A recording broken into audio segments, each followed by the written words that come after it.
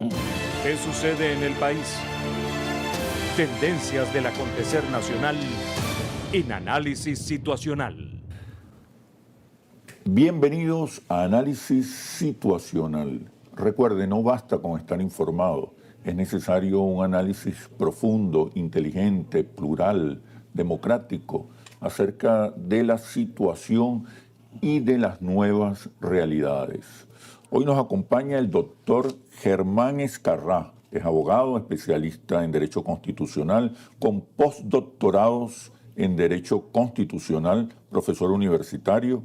Fue miembro de las Asambleas Constituyentes del año 1999 y del 2017. En ambas participó en la Comisión Constitucional.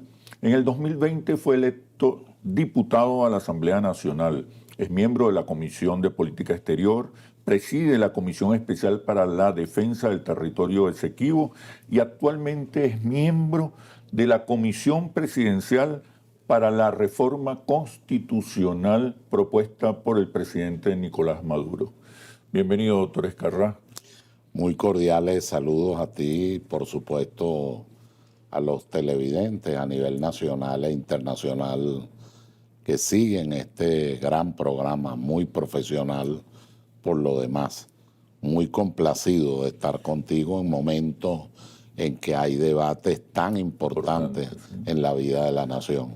Bueno, uno de esos debates súper importantes es la propuesta de reforma constitucional que ya anunció el presidente Nicolás Maduro. Ya hay una comisión al frente de esta tarea. Pero hay mucha confusión en la calle, hay mucha incertidumbre. Evidentemente apenas comienza este proceso constitucional o de reforma constitucional, pero es importante que la gente aclare ciertos conceptos. ¿De qué estamos hablando cuando hablamos de reforma constitucional? ¿Es una enmienda? ¿Es una constituyente? ¿De qué se trata?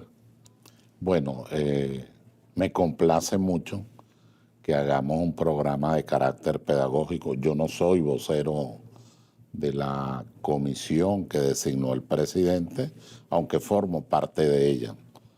Vengo como profesor, catedrático y estudioso de este tema, además que tuve que ver con la redacción de esas normas referidas a la modificación de la Constitución.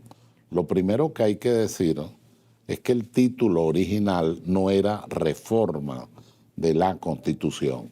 La comisión número 19 de la Asamblea Constituyente de 1999, que es la que elabora estas normas y las presenta en el plenario de la Asamblea, se llamaba de la modificación y protección de la Constitución. Después en el debate eso cambió y al final quedó como reforma constitucional, con tres procedimientos diferentes.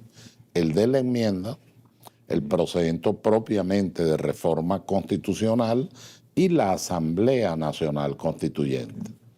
La enmienda prevista en los artículos 340, 341 de la Constitución es un procedimiento más sencillo, es de adición de normas y no debe cambiar la estructura de la Constitución. Okay. Ese es un aspecto inviolable.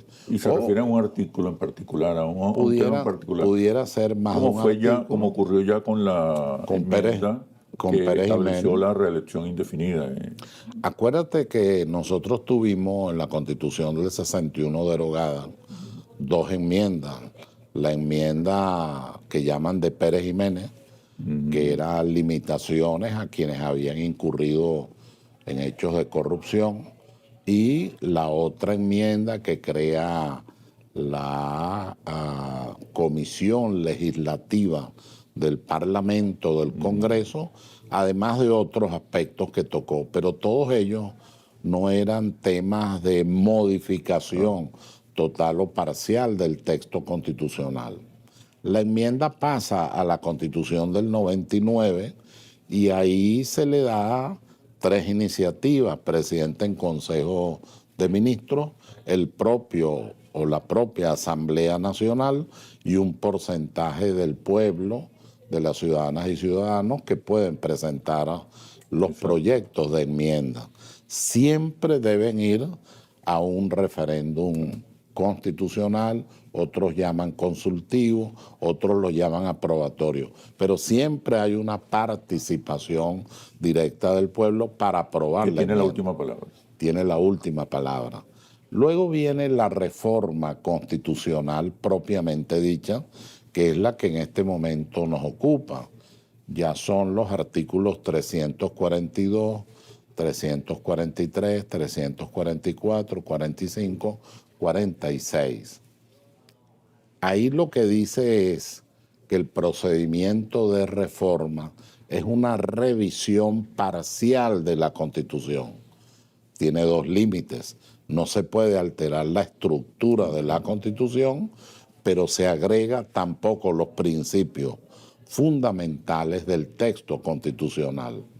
Puede presentarlo el presidente como acaba de ocurrir. El presidente en Consejo de Ministros presenta el camino ya o la iniciativa para la reforma constitucional. Luego se abren tres discusiones. Una del proyecto presentado, en este caso sería por el presidente. Dos, artículo por artículo, que sería la tercera forma. Y la segunda, antes de artículo por artículo, que son títulos y capítulos. Es decir, el propio texto constitucional dice cómo va a ser el debate en la Asamblea Nacional. Debe ser aprobado por las 2/3 partes de los parlamentarios y finalmente en un lapso no mayor de 30 días debe presentarse a la consideración de un referéndum popular, que es el que finalmente lo aprueba o no lo aprueba, lo admite o no lo admite y le da la legitimidad correspondiente. Esto es distinto de la Asamblea Constituyente. La Asamblea Constituyente es un acto refundacional de la República, no tiene esos límites al referirse a la estructura o a los principios como lo tiene la reforma y en parte la enmienda, porque se trata de la sustitución de la Carta Máxima del texto constitucional con varias iniciativas.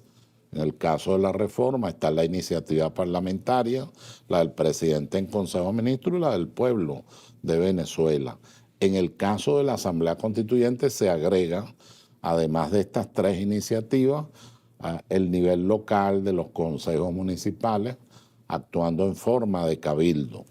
Entonces hay varias iniciativas que pueden conducir a una Asamblea Constituyente. ¿Cuál es la experiencia y qué dice el derecho comparado? En primer lugar, la experiencia es que nosotros tuvimos un proyecto de reforma presentado por el presidente Hugo Rafael Chávez Frías y después tuvimos una propuesta de enmienda, la enmienda número 1, que permite la reelección sin censuras normativas.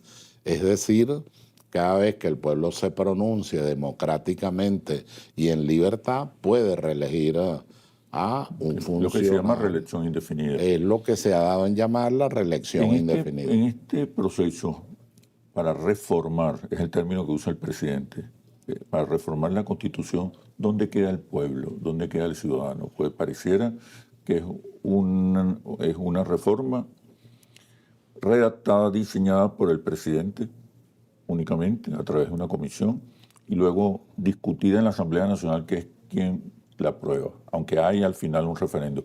Pero ¿dónde queda la participación popular, la participación de los ciudadanos?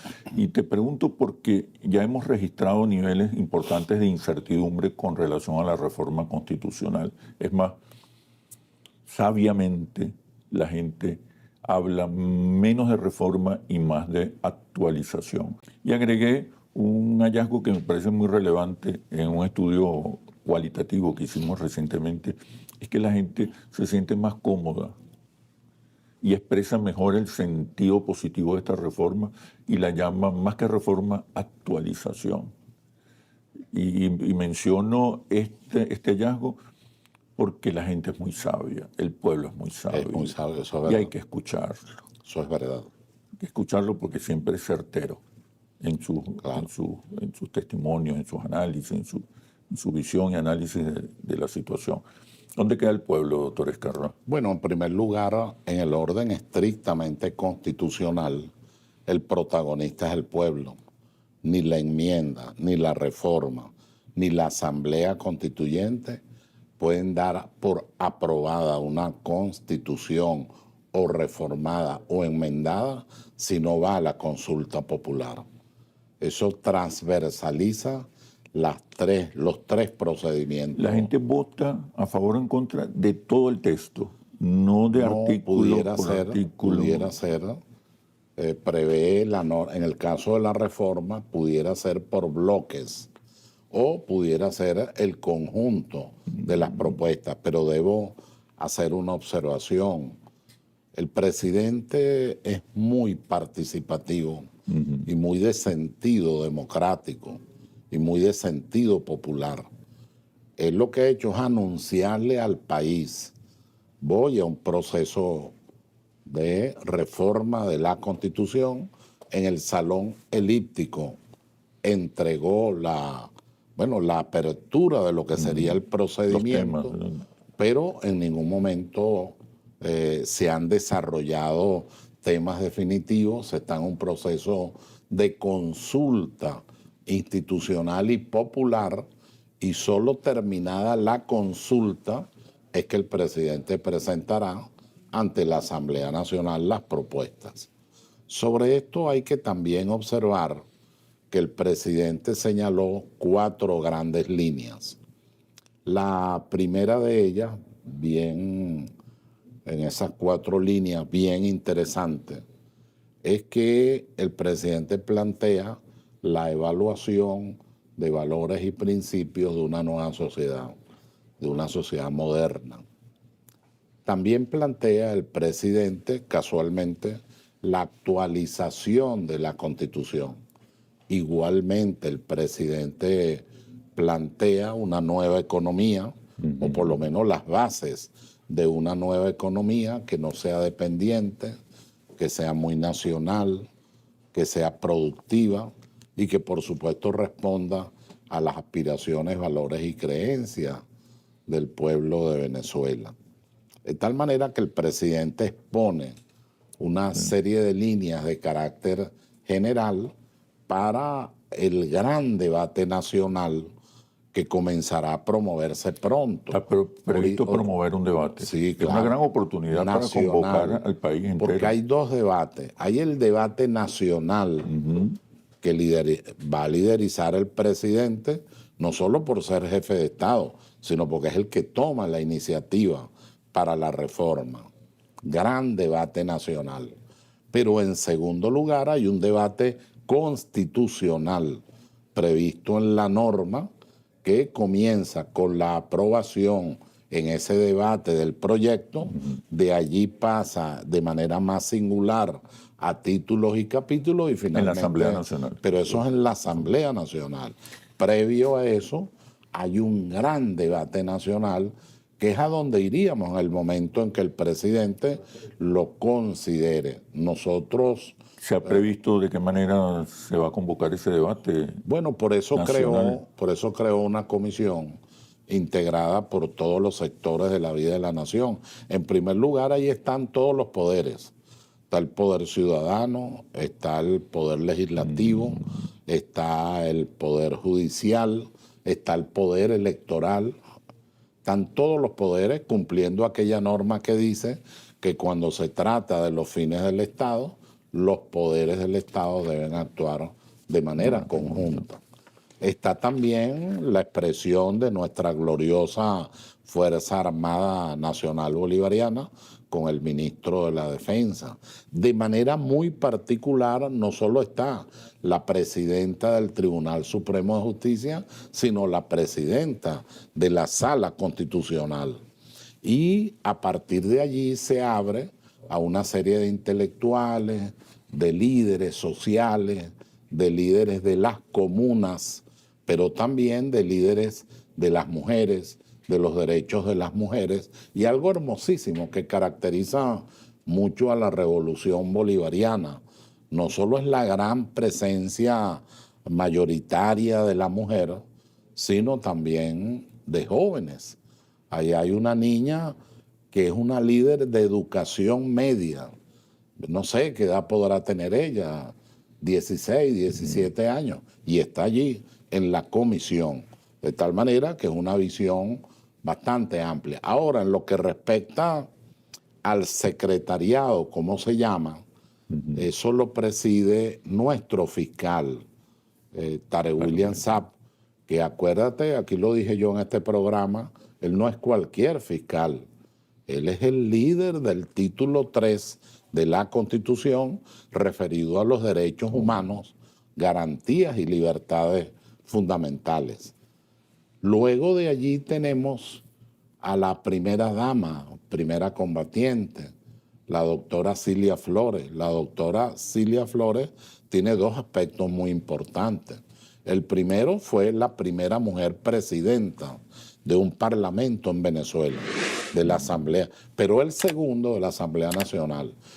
Cuando el presidente Chávez inicia el procedimiento de reforma, a quien se dirige es a la doctora Cilia Flores en su carácter de presidente de la Asamblea. Por si fuera poco, entonces el presidente muy sabiamente designa a Delcy Eloína Rodríguez Gómez. Algo que quizás pudiera olvidarse, yo lo pongo de relieve, es la primera mujer que presidió una asamblea constituyente. En la asamblea 2017-2020, ella presidió en su fase inicial la asamblea constituyente. Allí estuvimos los dos presentes en esa asamblea. Estuvimos ahí. Entonces, en conclusión,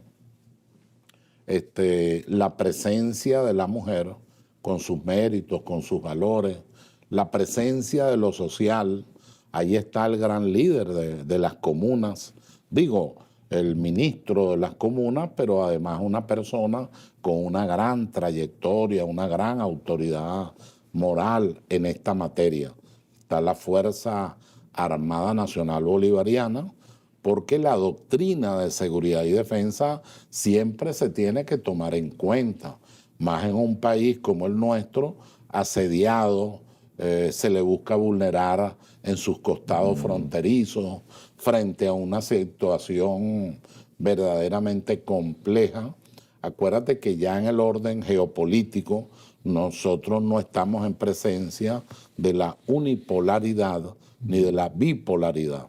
Estamos en presencia de una tripolaridad, Estados Unidos, Rusia, China. Entonces, aparte de eso, hay una serie de movimientos en el orden internacional que hacen que Venezuela tenga que estar muy atenta y además tener una constitución debidamente actualizada. Fíjate qué coincidencia. El cuarto punto, el presidente señala, debemos ir a la actualización de la Constitución. Y tú me estás diciendo que en los focus group ese es el término que está utilizando el pueblo. El término que la gente considera más positivo. Y de verdad es positivo, porque es eso. Claro. Es actualizar la Constitución frente a los cambios, ¿cuál es el alcance? A las necesidades, a las aspiraciones, a los nuevos derechos. Es necesario. Nosotros no tenemos una constitución pétrea, petrificada, no. Es una constitución que tiene una dinámica y que tú lo trabajas muy bien porque eres además sociólogo y que en el orden social va creando lo que se llama la constitución real frente a la constitución formal. En los estudios que estamos realizando, hay preocupación porque la gente presiente que pudiera haber un retroceso en la calidad de sus derechos, siente que pudiera estar amenazada la libertad de expresión y los derechos fundamentales.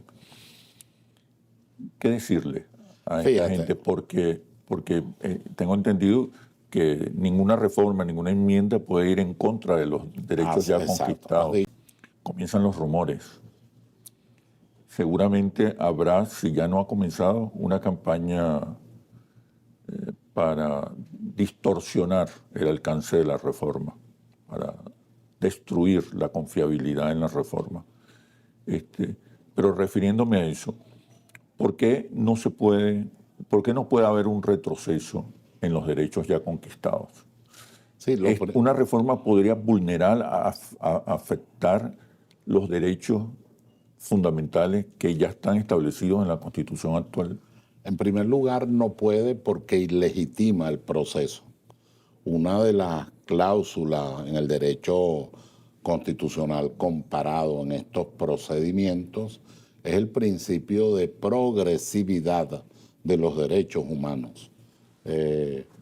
Cualquier modificación es porque el derecho humano, objeto de tal modificación, pudiera ser sustituido por un derecho más avanzado, de mayor protección, de mayor cuidado, lo que algunos llaman garantías y metagarantías, tutelas de los derechos esenciales. Yo deliberadamente, de los 4 puntos, dejé el primero porque quería tratarlo aparte.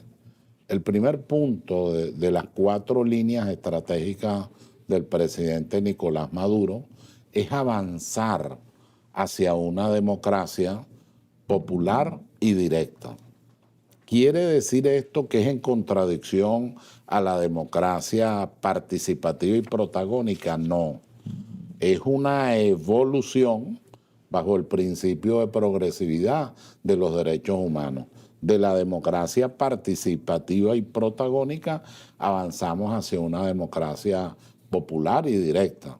De allí la importancia que tienen las comunas, de allí la importancia que tiene la consulta popular, el empoderamiento económico en el nivel local, de ahí la importancia de facilitar una estructura que permita a los más vulnerables, al pueblo de Venezuela, no solo participación, sino desarrollo de sus propios proyectos culturales, económicos, sociales, educativos. Fíjate que cuando fuimos a la constituyente del 99 era distinto, era disruptivo, era, si tú quieres, antagónico frente a la democracia burguesa, de la partidocracia, de la plutocracia, cuando el poder económico determina al poder político, dice la escuela francesa. Cuando eso ocurre, emerge el liderazgo de Chávez con la bandera constituyente, pero ya con una idea muy clara: sustituir la democracia burguesa por una democracia social, participativa y protagónica.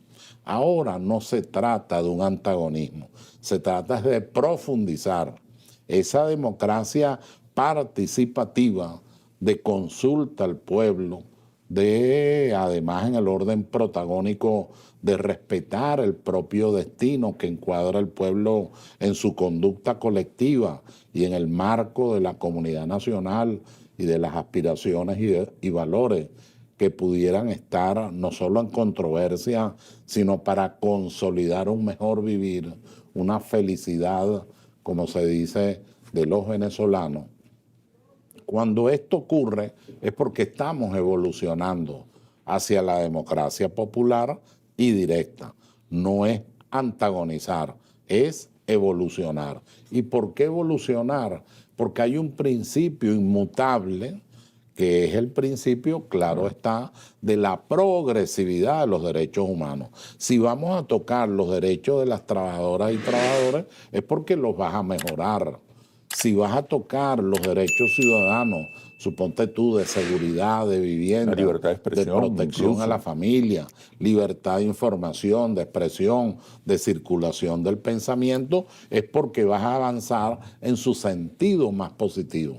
Por eso es que eso que han descubierto ustedes en los focus group y que el presidente muy acertadamente en su 4ª línea señaló, actualizar la Constitución. Exacto. Es verdad, de lo que se trata es de actualizar, pero también de prever situaciones que nos van a llevar a revisar algunos elementos, conceptos esenciales de la Constitución, en el ius exorbitante, en los llamados estados de excepción por conflicto internacional, cómo debe ser el manejo de Venezuela respetando los pactos, acuerdos, resoluciones y en general el derecho internacional.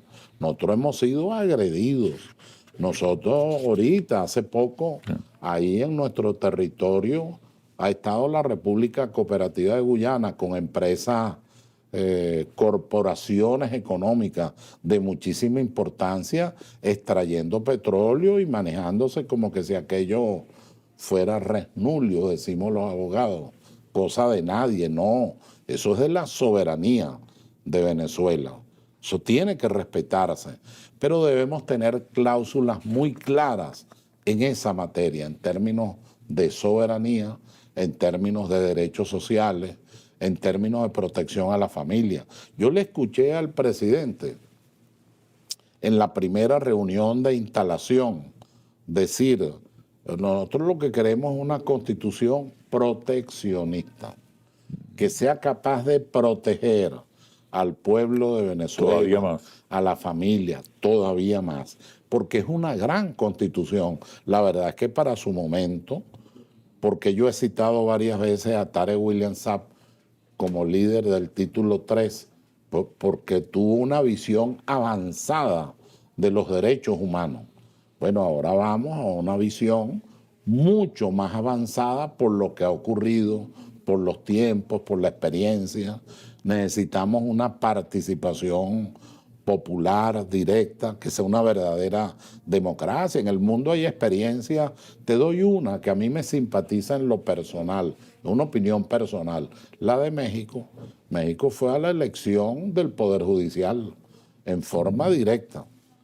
Eso no tendríamos nosotros que evaluarlo y estudiarlo, por lo menos en una sala como la Sala Constitucional. Hay temas, ese es un tema fundamental. Entonces, la participación popular, no solo en términos de comunas, de consejos comunales, de la estructura local, de los vecinos, de la familia, sino también en la propia estructura del Estado. Sí, va a ser, seguramente esta reforma va a significar un debate muy amplio, donde Seguro. no se puede excluir a nadie, por lo menos No, a nadie. a nadie. Se trata de que sea incluyente, de ninguna manera separar. Y hay temas delicados: la reelección indefinida, el Estado comunal, la elección de los jueces, el modelo económico, el contexto importante. geopolítico. Así es. El tema de las sanciones, o sea, son temas complejos. ¿Cuál es su mayor aspiración personal en este proceso que apenas se inicia del debate? En términos generales, como casi termina el discurso de Angostura del Padre Libertador, en aquella línea inamovible que ahora ha dado la historia hasta el día de hoy. ¿Cuál es el mejor sistema? El que proporciona mayor suma de estabilidad, mayor suma de felicidad posible.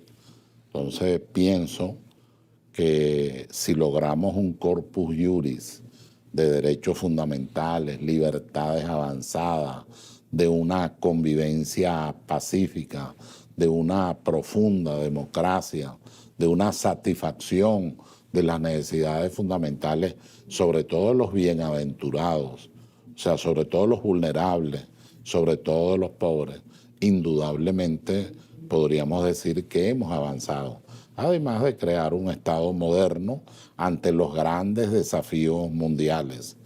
Nosotros estamos en una etapa difícil.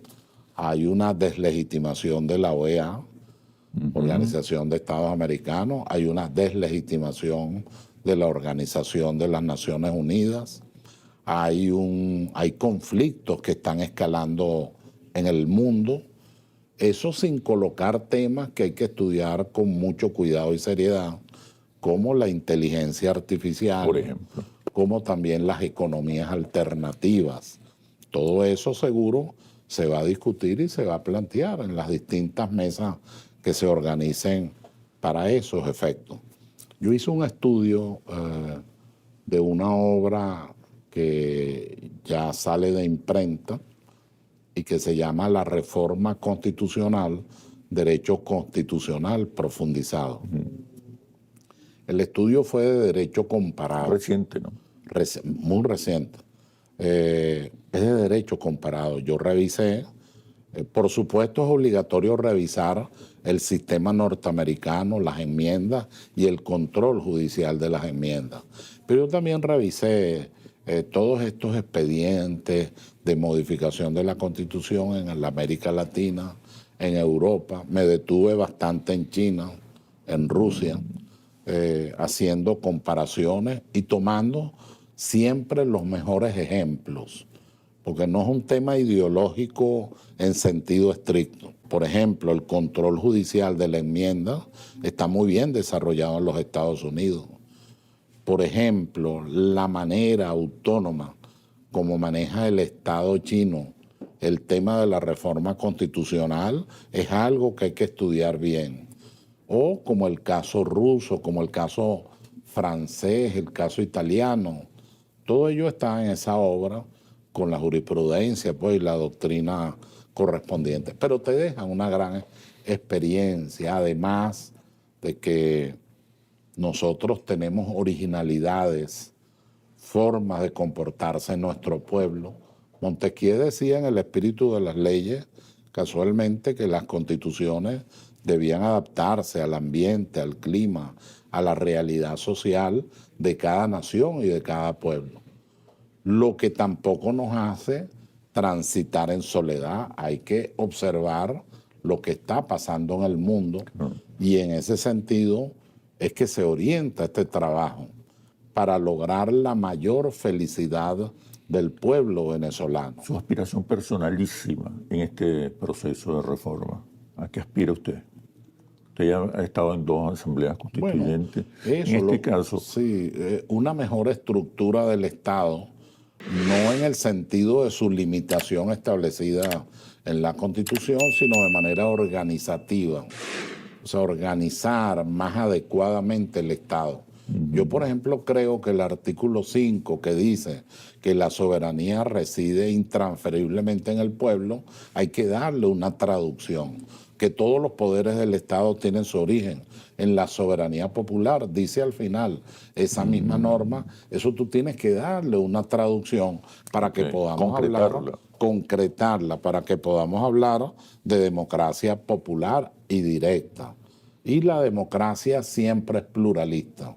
Nunca es la imposición de un criterio sobre otro, nunca es la visión parcial, siempre es una visión progresiva, integral, de participación de todos los sectores, como estoy seguro que va a ocurrir.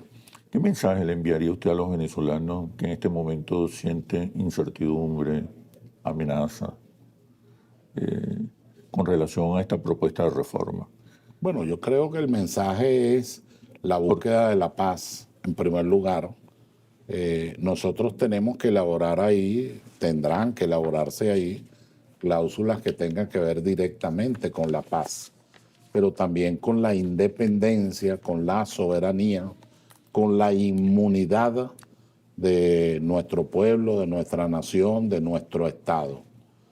Nosotros hemos tenido la ventaja, hay que decirlo, con honestidad, de un gran presidente, Nicolás Maduro Moros, que ha logrado sortear situaciones verdaderamente graves, muy graves, en el orden no solo de las medidas coercitivas unilaterales y de lo que eso ha hecho a la economía nacional, sino también en el orden de defender nuestras fronteras, nuestros espacios geográficos, de defender nuestra cultura, nuestra identidad, nuestra forma de querer vivir colectiva, como diría Renan, un autor francés. Eso lo ha defendido con mucho acierto y mucha sabiduría y con un gran manejo.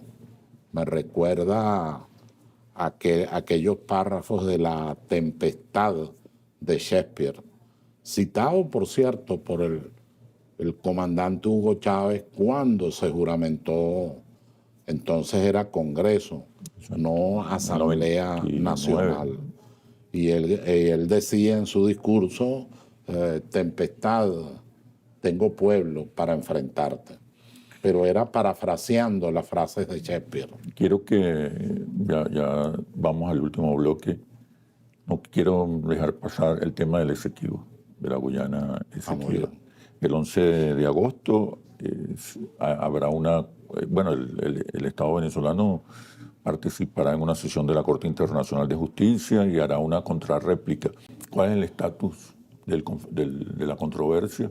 Tomando en cuenta que en unos meses, el 11 de agosto, Venezuela acudirá a la Corte Internacional de Justicia y hará una contrarréplica. ¿En qué consiste? ¿De qué se trata? Querido amigo, la organización del Estado en la defensa del Esequibo ha cambiado. Yo ya no soy presidente de la Comisión de Defensa del Esequibo, porque entre otras razones, varias, pero la principal es que en ocasión al referéndum, ¿te acuerdas? El referéndum popular. Exacto. De las 5 preguntas sobre el Esequibo, se creó una comisión de Estado. En esa comisión de Estado amplísima ya está el Parlamento. Entonces es para no duplicar competencias, atribuciones, Esto es reciente, estrategias. pues. Yo entregué 15 tomos de doctrina, de análisis, de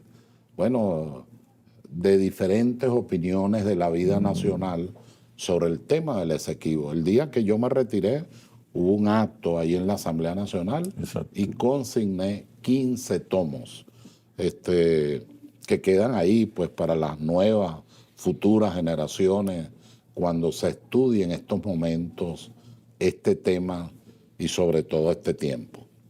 Ahora, tú mencionas la contrarréplica o dúplica, dicen otros. Ya Venezuela ha asumido varios o ha presentado varios documentos y pruebas. No olvidemos que tenemos un origen muy negativo de las Naciones Unidas. Por primera vez, sin una cláusula compromisoria que lo acuerden los estados, las Naciones Unidas obliga a Venezuela y le dice: la Corte Internacional tiene jurisdicción y 2018 y ahí debe actuar la República Cooperativa de Guyana, como lo hizo demandándonos.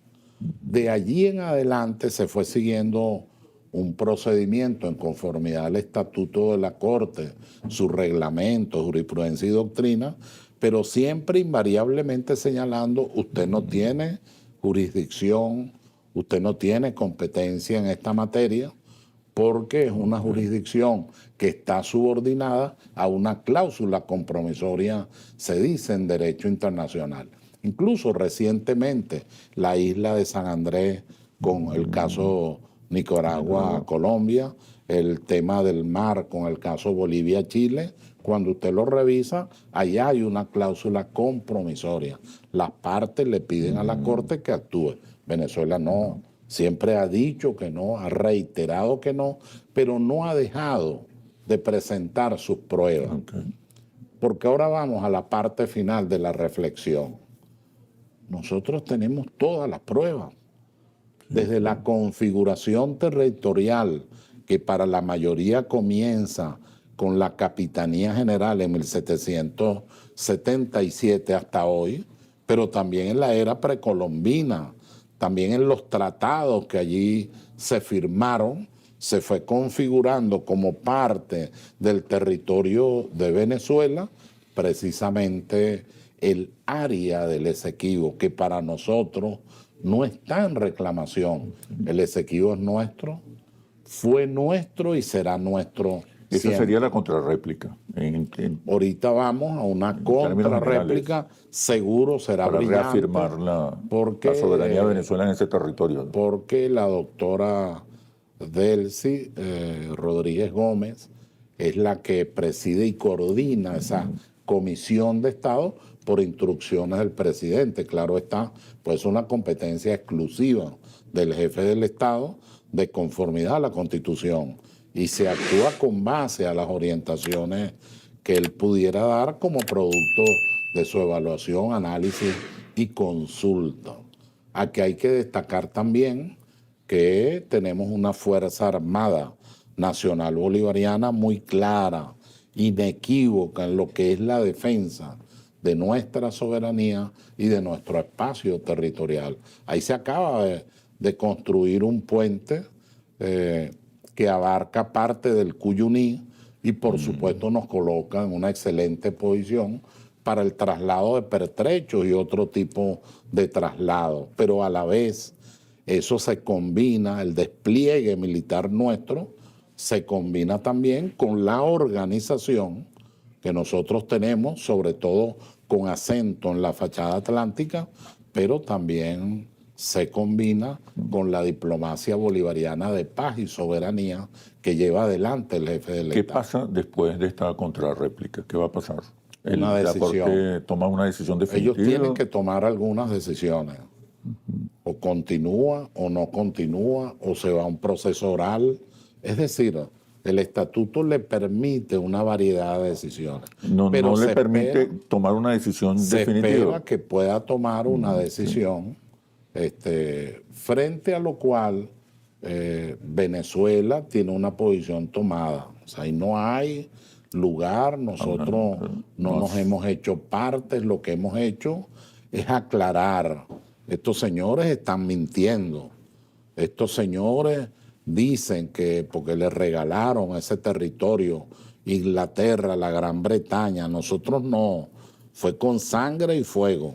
Fue la conquista de los libertadores, la que nosotros tenemos allí, con lo que es nuestro espacio La Corte Internacional de Justicia puede tomar una decisión aún ante la negativa del Estado venezolano. Sí, la va a tomar. El no reconocimiento. Estemos claros, la va a tomar. Yo estoy seguro que la va a tomar. Ahora que no hay soy intereses geopolíticos, ahora que no soy presidente de la comisión, te puedo decir, quizás tú lo sabías, sí, que mi posición siempre ha sido muy antagónica ante la Corte Internacional de Justicia, porque la visión no es la del jurista, lo que dice la norma exclusivamente, es que hay elementos geopolíticos, hay elementos geoeconómicos. Ese es un espacio donde hay petróleo liviano, sí, de alta comercialidad.